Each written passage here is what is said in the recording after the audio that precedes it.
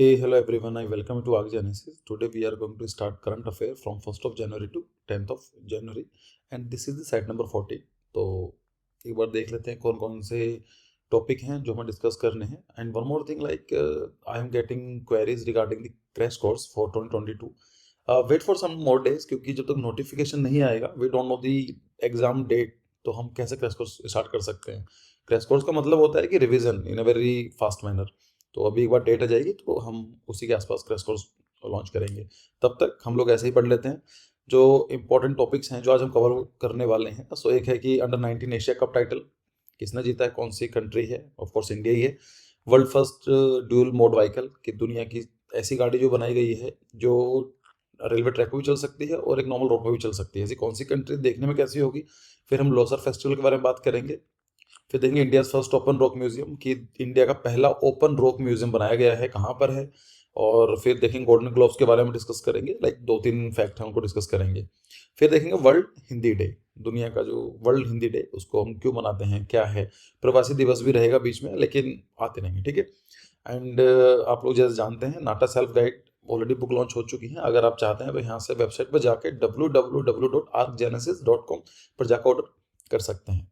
तो पहला current affair है. एंड वन मोर थिंग, मैं जो रिकॉर्ड कर रहा हूँ वीडियो आज मैं आउट ऑफ द स्टेशन हूँ, so this time I am not having my stylus, तो थोड़ा सा फोकस करना पड़ेगा अपने आप को. लेकिन चलो देख लेते हैं.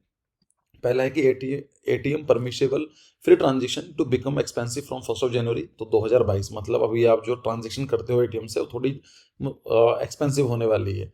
ऐसा मुझे लगता नहीं कि एग्जाम पूछा जाएगा लेकिन पता होना चाहिए. हम करंट अफेयर कर रहे हैं तो ओवरऑल ही कर लेते हैं.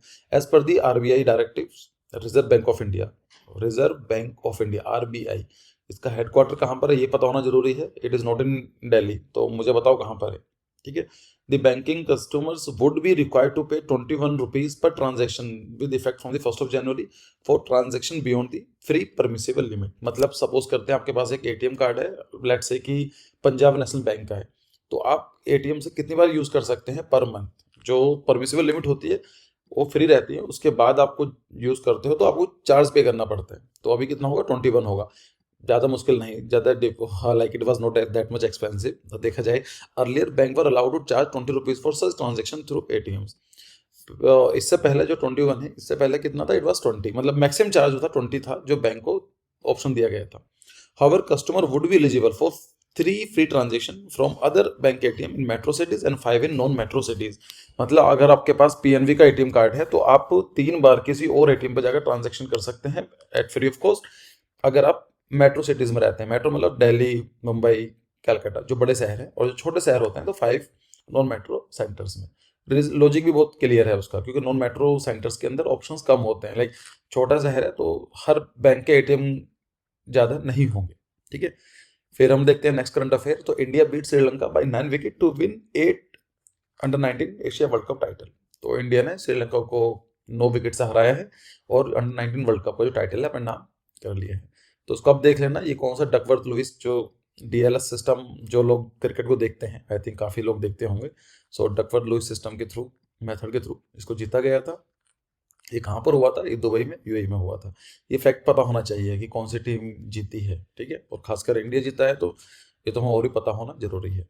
नेक्स्ट है कि Japan introduce world first dual mode vehicle. तो जापान ने क्या किया है, एक ऐसी गाड़ी बनाई है जो रोड पर भी चल सकती है और रेलवे ट्रैक पर भी चल सकती है. So Japan has introduce a mini bus look alike world first dual mode vehicle in town of Kaiyo in December 2021. So the vehicle can run on the road as well as rail track. तो railway track पर भी चल सकती है और एक उस पर भी चल सकती है. The vehicle run on normal rubber tyre on the road and on steel wheels on track. तो आप ऐसा समझो कि जो ट्रेन है और जो नॉर्मल हमारी जो रोडवेज होती हैं, बस है या व्हीकल है, उनको मिक्स कर दिया गया है. तो अगर रोड पर चलेंगी तो टायर टाइप का होगा, रबर टायर होगा, और जब ट्रैक पर चलेंगी तो ये नॉर्मल स्टील की बनी होंगी. सो ये कितने पैसेंजर कैरी कर सकती है हमारे किसी काम का नहीं है, सिर्फ एक थोड़ा सा इंटरेस्टिंग लगा तो मैंने डाल दिया इसमें, ठीक है. फिर हमारे प्रधानमंत्री मोदी जी हैं lays foundation stone of major Dhyanchand sports university. तो मेजर ध्यानचंद स्पोर्ट्स यूनिवर्सिटी कहाँ पर, मेरठ, ठीक है. Prime minister Narendra Modi ji laid the foundation stone on major Dhyanchand sports university at Meerut in UP. तो मेरठ कहाँ पर है, यूपी में है, ऑन 2 जनवरी 2022, ठीक है, कितने रुपए लगेगा ये हमारे किसी काम का नहीं है, बस पता होना चाहिए कि एक नई यूनिवर्सिटी बनाई गई है, बनाई जा रही है, कहाँ पर बनाई गई जा रही है, it is in Meerut. Next current affair है, तो डिफेंस मिनिस्टर जो हैं इन्होंने Kalpana Chawla space science research centre का इनोग्रेट किया है। सो डिफेंस मिनिस्टर कौन है? Rajnath Singh ji inaugurated the Kalpana Chawla centre for research in space science and technology at Chandigarh university. ठीक है, तो ही ऑल्सो अनाउंस है 10 करोड़ रुपए scholarship scheme for children to defence personnel. तो एक बार देख लेना उसको, बस इतना फैक्ट पता होना काफी है। फिर क्या है कि civil aviation ministry release draft national air sports policy. तो देखो, first of all it's draft. Draft का मतलब क्या है कि इसमें एक हल्का सा बेसिक आइडिया डाला गया है, इसमें चेंज होंगे of course, that's why it is called as a draft, it is not final. तो जो हमारी एविएशन मिनिस्ट्री है, मंत्रालय है, उन्होंने ये national air sports policy release की है। मतलब क्या है? नेशनल, राष्ट्रीय। एयर का मतलब होता है एयर स्पोर्ट्स, मतलब वही जैसे ये भाई सब कर रहे हैं चारों लोग मिलके, जो भी स्पोर्ट्स होते हैं by the helicopter, by the air हम कर सकते हैं।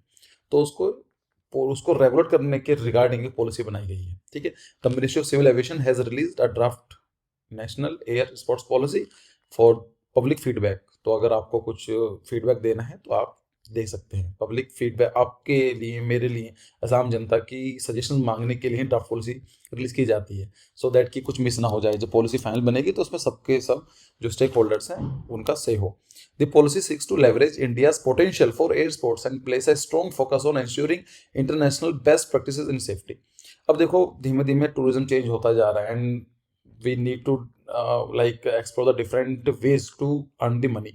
तो उसके अंदर वाटर स्पोर्ट्स होते हैं, ऐसे एयर स्पोर्ट्स होता है, तो उसमें कई सारे पैराग्लाइडिंग, पैरासेलिंग, तो ये सब चीज़ें आ सकती हैं। तो इनमें सेफ्टी भी जरूरी है, ट्रेनिंग भी जरूरी है, और एक ऐसा इकोसिस्टम बनाने के लिए एक ऐसी पॉलिसी चाहिए जो सबको डील करे। ठीक है, तो यही the vision of the policy is to make India one on the top air sports nations by 2030। तो 2030 तक, अगले 8 साल के अंदर, हम चाहते हैं कि इंडिया एक ऐसा हब बने जहाँ पर लोग आएँ और सस्ते में अच्छी तरह से सेफ्टी के प्रोटोकॉल को ध्यान रखते हुए, ठीक है, एयर स्पोर्ट्स पर फोकस कर सकें। ठीक है, ये लोग मजे करें, घूमे फिरें। नेक्स्ट आता है कि Ladakh celebrate Losar the traditional new year. तो लद्दाख पता होना चाहिए कहाँ पर है, ये यूटी है। तो उनका एक ट्रेडिशनल न्यू ईयर है, मतलब खुद का न्यू ईयर है। क्या बोला जाता है उसको? लोसर बोला जाता है। So Ladakh celebrated Losar the traditional new year on 3rd of January। Losar also known as a Tibetan new year. जैसे हिंदू न्यू ईयर होता है, और अलग अलग लोकल एरियाज का भी न्यू ईयर होते हैं, तो ऐसे तिब्बत के न्यू ईयर को बोला जाता है लोसार। ठीक है, the festival begins with the celebration of the birth and nirvana anniversary Je Tsong Khapa with illumination of the religious places like monasteries, stupas, residential and other spaces। monasteries और stupas पता होना चाहिए, it is more related to the Buddhist architecture। Stupa, चार चीजें पता होनी चाहिए Buddhist architecture में: स्तूपा, स्तंभ, और स्तूपा, स्तंभ, चैत्य एंड विहारास। चार टर्मोलॉजीज पता होनी चाहिए। अगर आपने वीडियो देखी होगी मेरी पुरानी, तो आपको कहीं ना कहीं मिल गई होगी। चलो, नेक्स्ट है कि JC Chaudhary achieve the first Guinness world record on numerology. तो जेसी चौधरी जी हैं, इनको गिनीज रिकॉर्ड मिला है और न्यूमरोलॉजी के regarding. So the first ever Guinness world record in numerology and the first world record of 2022 has been achieved by one of India's top numerologist, J.C. Chaudhary. He educated about ancient science, around 6,000 participants। बताया गया India की जो reputation है numerology, जो हमारा ancient text है, उनको पढ़ाया है कई सारी चीज़ें। तो इंडिया का इनका काफ़ी डोमिनेशन है, काफ़ी कॉन्ट्रीब्यूशन रहा है। So the initiative was organised by the Indian institute of numerology. Numerology का मतलब वही होता है कि नंबर की रीडिंग करना, the study of the numbers. ठीक है, फिर सॉरी, चेन्नई एयरपोर्ट क्या है? It is the only Indian airport to features in top 10 global list. मतलब क्या है? As per the aviation analysis firm, एक है सीरम, CIRIUM, सीरियम। एक ये क्या है? इट इज एविएशन एनालिस्टिक्स, एक फर्म टाइप की चीज है जो ये स्टडी करती है बाकी जो डिफरेंट जो इंटरनेशनल एयरपोर्ट्स हैं उनको रैंक करती है। सो इंडिया का जो चेन्नई एयरपोर्ट है is the only one from India to feature in the top 10 global list for on time performance. कि जहाँ पर एयरप्लेन जो आते हैं, जो उनके डिपार्चर का या लैंडिंग का बिल्कुल सही टाइम पर होता है, तो उसमें देखा जाए तो हम हमारे तरफ से सिर्फ एक ही है, that is Chennai airport. For Chennai Airport, on-time departure to 70 routes globally analyzed by the Cirium stand 89%. तो 89%, 90% मान लेते हैं इसको कि जो फ्लाइट्स हैं उनका टाइम पर वो लैंड या फिर डिपार्चर हो जाती है. Chennai rank at 8. The top 3 airport are Miami airport in USA, फिर ये दूसरा क्या है फुकुओका का airport and Haneda airport in Japan. So नाम से क्लियर है, फुकुओका तो ये जापान में है. नंबर 1 पर कौन सा है? Miami airport which is in USA. Second third number पर जापान के हैं और हमारा 8 नंबर पर अपना इंडिया का है, वो है सिर्फ चेन्नई. ठीक है, टॉप 10 में. फिर आता है doctor Jitendra Singh inaugurated India's first open rock museum. तो ये क्वेश्चन पूछा जा सकता है कि इंडिया का जो फर्स्ट रॉक म्यूजियम है, ओपन रॉक म्यूजियम, कहाँ पर है? तो it is in Hyderabad. So union minister of state science and technology doctor Jitendra Singh ji, ये है ना, inaugurated India's first unique rock museum in Hyderabad. The open rock museum has been set up with the aim to educate people about the several lesser known fact. तो जो rock है उनके बारे में बताना, उनकी स्टडी करने के लिए प्रोत्साहित करना. ठीक है. So it displays around 35 different types of the rock from different parts of India with ages ranging from 3.3 billion years to around 55 million years. बहुत सारे तरह के रॉक होते हैं. अगर जैसे tertiary, primary, secondary, tertiary, Gondwana rock, ये नाम सुने होंगे आपने. Vindhyan rock, Archaean, Dharwad rock. तो ये इनकी जो टाइम पीरियड है काफ़ी पुराना है. Like it is from the 3.3 billion years से लेकर 55 मिलियन ईयर्स. अब आप बोलेंगे सर 55 मिलियन ईयर्स तो ज़्यादा पुराना, ज़्यादा पुराना नहीं है. नहीं, काफ़ी पुराना है, लेकिन अगर रॉक के बारे में बात करें तो इट इज़ वेरी न्यू. मतलब इसको मान सकते हैं 50 मिलियन ईयर्स जो हिमालयस हैं उनकी जो एज है it is just 50 million years. तो सबसे लास्ट में वही बने हैं अभी लेटेस्ट जो हैं. सबसे पुराने कौन से हैं? सो हम बोल सकते हैं अरावलीज जो हैं, it is the oldest one. मतलब अरावलीज हैं, विंध्यंस हैं, ये सबसे पुराने उसमें आते हैं. ठीक है. फिर आता है कि Himachal Pradesh has become the first LPG enabled and smoke free state. तो ऐसा कौन सा स्टेट है जो एलपीजी हर जगह मिल जाएगी और जहाँ पर धुआं नहीं होता है, मतलब जो लोग चूल्हा वगैरह नहीं चलाते हैं. So Himachal Pradesh has become the first state in the country to have 100% LPG gas coverage. इसमें क्या है, आफ्टर लॉन्चिंग द प्रधानमंत्री उज्ज्वला योजना. तो प्रधानमंत्री उज्ज्वला योजना क्यों बनाई गई थी? एलपीजी को प्रमोट करने के लिए. To provide clean fuel to women below the poverty line. जो गरीबी रेखा से नीचे की जो वुमेन्स हैं, जो परिवार है, उनको एलपीजी सिलेंडर देने की बात को करने के लिए प्रधानमंत्री उज्ज्वला योजना चलाई गई थी. Similar scheme the state government. तो जैसे ही प्रधानमंत्री जी ने चलाई थी नेशनल लेवल पर, ऐसे हिमाचल में चलाई गई थी हिमाचल गृहिणी सुविधा योजना, जिसकी वजह से ये हमें सब इसका रिजल्ट देखने को मिला है. ठीक है. और ये पूछा जा सकता है कि प्रधानमंत्री उज्ज्वला योजना कब लॉन्च की गई थी? सो ये 2016 में लॉन्च की गई थी, आज से करीब 5-6 साल पहले. फिर आता है कि SBI, ICICI and HDFC bank continues to be the systematically important bank. देखो ये आपके लिए जरूरी नहीं है, it is more important for the like जो इकोनॉमी के स्टूडेंट्स होते हैं उनके लिए. लेकिन चलो पढ़ लेते हैं. मैंने आपको इसलिए डाल दिया कि आपको एसबीआई का, आईसीआईसी का और एचडीएफसी बैंक के लोगो याद रख लेना, क्योंकि ये पूछा जा सकता है. आपको 3 लोगो दे देंगे and they will give you an extra logo और बोल देंगे कि जो ओड है उसको फिगर आउट करो. या फिर ऐसा भी कर सकते हैं कि जो ये बीच में जो कलर है ना ब्लू कलर का, इसको मैं दूसरा कलर दे देंगे, एक में रेड, येलो, ग्रीन और ऐसा दे देंगे and they will ask you कि एचडीएफसी बैंक का सही लोगो कौन सा है. तो थोड़ा सा इसको देख लेना. ठीक है. अब सिस्टमेटिकली इंपॉर्टेंट बैंक का मतलब क्या होता है? देखो बैंक आप जानते हैं क्या होता है कि हमारे पास जो एक्सेसिव मनी होती है हम उसको स्टोर करते हैं. तो हम पैसे बैंक में जमा करते हैं और बैंक क्या करता है, उन्हीं पैसों को लोन में आगे घुमाते हैं. ठीक है. हमें 4% देते हैं और आगे 12% लेते हैं. जो इसका जो चार्ज है लाइक 12% माइनस 4%, 12 ओवरऑल है, 5 भी हम लोग ऐसा बात कर रहे हैं, एवरेज लेकर बात कर रहे हैं. जो बीच में जो बजट जो बचता है 5 to 10%, उन्हीं पैसों को उनकी अर्निंग होती है. ठीक है. अब कोई हमारे इंडिया में छोटी बैंक भी हो सकती हैं, बड़ी बैंक भी हो सकती हैं, लेकिन आप सोचकर देखो कि कोई बैंक अगर फेल हो जाए तो क्या होगा. अब एग्जांपल ले लेते हैं, जैसे एसबीआई का एग्जांपल ले लेते हैं. अगर एसबीआई बैंक जो फेल हो जाती है तो क्या होगा, इतने सारे लोगों का खाता है वहाँ पर, इतने लोग पैसे हैं. अगर पैसे तो मिल जाएंगे, लोग क्या होंगे, तो उसको एकदम वहाँ पहुँच जाएंगे कि हमें पैसे निकाल कर दो. सो ये सिस्टमेटिकली इंपॉर्टेंट है, पूरी की पूरी इकोनॉमी ट्रिपल कर सकती है. तो बैंक जो बड़े बैंक हैं और इतने बड़े बैंक हैं, या फिर हम बोलेंगे इतना उनका डोमिनेंस है इन टुवर्ड्स इंडियन इकोनॉमी कि उन्हें कुछ भी होता है तो पूरी इंडिया जो इकोनॉमी है स्टेक पर आ सकती है. ऐसी बैंक को बोला जाता है सिस्टमेटिकली इंपॉर्टेंट बैंक. ठीक है। तो कौन कौन सी है? एसबीआई है, एचडीएफसी बैंक है और आईसीआईसीआई बैंक है। ये 3 बैंक ऐसे हैं कि इनको सरकार डूबने नहीं दे सकती है, इतनी ज़्यादा जरूरी है। So RBI announce that SBI, HDFC bank and ICICI bank will remain, मतलब ये पहली बार नहीं है, ये पहले से होता हुआ है, remains as a domestic systematically important bank, ठीक है, and will have to maintain additional common equity tier 1 capital ratios as in 2020।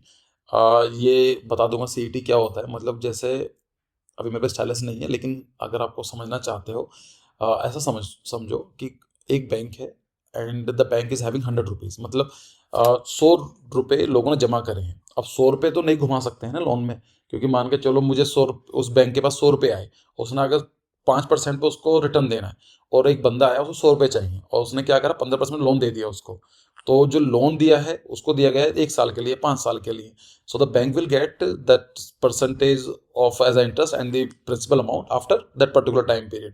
लेकिन जिन लोगों ने पैसे दिए हैं वो पैसे लेने के लिए वापस आ सकते हैं। तो उसको मेंटेन करने के लिए कुछ पैसे रखने पड़ते हैं। उसमें कई सारे ऑप्शंस होते हैं, सीआरआर होता है, कैपिटल रेशो भी होती है, कैश रिजर्व रेशो होता है, सीआरआर होता है, कैपिटल कैश रिजर्व रेशो, और फिर रेपो रेट होता है, फिर रिवर्स रेपो रेट है, फिर एसएलआर भी होती है, स्टैच्यूटरी लिक्विडिटी रेशो। तो किस दिन बैंक में मुझे लगेगा तो मैं आपको पूरा डिस्कस करूंगा कि बैंक कैसा काम करती है डिटेल में, और बहुत ही ईजी लैंग्वेज समझाऊंगा मैं आपको, बहुत ही इंटरेस्टिंग होती हैं सब चीज़ें, ठीक है। तो ये याद रख लेना, बस मैंने लोगों के लिए आपको ये डाल दिया, ठीक है। फिर आता है गोल्डन ग्लोब 2022 अवार्ड्स अनाउंस्ड। तो क्या है golden globe award? First of all ये समझ लो कि जो नॉवल सॉरी जो ऑस्कर होते हैं, तो ऑस्कर और गोल्डन ग्लोब दोनों सेम होते हैं या अलग होते हैं? अलग होते हैं तो कौन सा इंपॉर्टेंट है? तो गोल्डन ग्लोब यूएसए का है एक तरीके से, और ये अलग ऑर्गेनाइजेशन इसको डील करता है। जो ऑस्कर्स होते हैं उनकी value of course golden globe award से ज़्यादा होती है, ठीक है। तो आपको सिर्फ ये पता होना चाहिए कि golden globe award 2022 award ceremony took place on 9th of January। So the power of the dog, ये मूवी का नाम है, the power of the dog. इस मूवी को, and this movie won as a best film drama, ठीक है। फिर Jane Campion won the best director, फिर Will Smith won the best film actor, और बेस्ट फॉरेन फिल्म लैंग्वेज, जो एक foreign language film है उसका नाम है ड्राइव माई कार। तो आप एक जापान की मूवी है, उसका नाम है जापान ड्राइव माई कार, उसको एज अ फॉरेन कैटेगरी के अंदर बेस्ट मूवी का अवार्ड मिला है। बस ये 2 याद रख लो, मेरे हिसाब से इतना काफ़ी है, ठीक है। फिर आता है कि प्रवासी भारतीय दिवस 9th of January। क्या है प्रवासी? प्रवासी का मतलब क्या होता है? जो एक ऐसा पर्सन जो अपनी कंट्री से बाहर रहता है, ठीक है, प्रवासी, इसको हम बोल सकते हैं इमिग्रेंट, ठीक है। सो प्रवासी भारतीय दिवस 9 जनवरी को मनाया जाता है। सो प्रवासी भारतीय दिवस is celebrated every year on the 9th of January। It is observed to strengthen the engagement of the overseas Indian community with the government of India and reconnect them with their roots। मतलब ऐसा मान के चलो कि एक परिवार है जो इंडिया में रहता था, लेकिन आज वो कहीं और सेटल हो चुका है, लेट्स से कि साउथ अफ्रीका, ठीक है। तो अब उनकी हमें ज़रूरत क्या है? देखा जाए तो नहीं ज़रूरत है, क्यों? उनके रूट्स क्या हैं? इंडियन हैं। तो कहीं ना कहीं इंडिया को काफ़ी सपोर्ट करते हैं अभी। अगर मान लीजिए कल हमें कोई प्रॉब्लम आती है, या फिर प्रॉब्लम भी ना है, लाइक हमें एक एफडीआई चाहिए, फॉरेन डायरेक्ट इन्वेस्टमेंट, या कुछ पैसे चाहिए, हम चाहते हैं कि किसी और कंट्री के टीचर्स साइंटिस्ट इंडिया में काम करें। सो ये लोग ऐसे लोग हैं जो इंडिया को कनेक्ट हैं, इंडिया से कनेक्टेड हैं, and they are having sympathy towards India. तो उन लोगों को रिकॉग्नाइज करने के लिए, उनके एंगेजमेंट को बढ़ाने के लिए प्रवासी भारतीय दिवस मनाया जाता है। So the day was first observe in 2003, और ये 2003 में ही इंट्रोड्यूस किया गया था। अब ये बात आती है कि 9 जनवरी क्यों? ऐसा क्या है 9 जनवरी को? 9 जनवरी को महात्मा गांधी जी साउथ अफ्रीका से वापस लौटे थे, तो उनको ये बोला जाता है कि ही इज द ग्रेटेस्ट प्रवासी, ठीक है। तो 9 जनवरी को आए थे 1915 में। और आपको शायद, अगर आपने पढ़ी है modern history, so the freedom struggle toward the India, और इंडिया स्ट्रगल टुवर्ड्स फ्रीडम। तो उसमें यही है कि 1915 में महात्मा गांधी जी इंडिया आते हैं, और 1917 में एंगेज हो जाते हैं, एंगेज हो जाते हैं, कांग्रेस को ज्वाइन कर लेते हैं। उससे पहले उन्होंने चंपारण छोटे मोटे एक सत्याग्रह किए थे, और फ्रॉम द 1917-18 उसके बाद हम देखते हैं तो पूरे महात्मा गांधी ने लीड किया till 1947, until unless we got the independence, ठीक है। तो महात्मा गांधी जी का कॉन्ट्रीब्यूशन बहुत ज़्यादा रहा है अपने इंडियन हिस्ट्री में। फिर आता है कि वर्ल्ड हिंदी डे कब सेलिब्रेट किया जाता है? 10th of January को। So the every year on January 10 world Hindi Diwas was और द विश्व हिंदी दिवस, वर्ल्ड का मतलब विश्व हो गया, राइट। सो विश्व हिंदी दिवस is observe world wide. The world Hindi originated from the Persian word Hind. तो हिंदी कहाँ से आया? एक पर्शियन वर्ड था, उसका होता ना हिंद, उसका मतलब क्या था? हिंद कि the land of the Indus river. अगर आपने देखा होगा हिमालय, हिंदू है पे छोटी की मात्रा न दे वो हिंदू। सो ही मतलब he is from come from the Himalaya and दू का आया था सिंधु घाटी से। सिंधु हिमालय और सिंधु की नदी के बीच का जो रीजन था दैट्स कॉल्ड द हिंदू, और वहां से बना हिंद लैंग्वेज, है ना। तो on this day in 1975 the first world Hindi conference took place in Nagpur. तो 1975 में पहली बार इसको मनाया गया था, और 2006 then prime minister Manmohan Singh ji declare 10 January as the world Hindi day.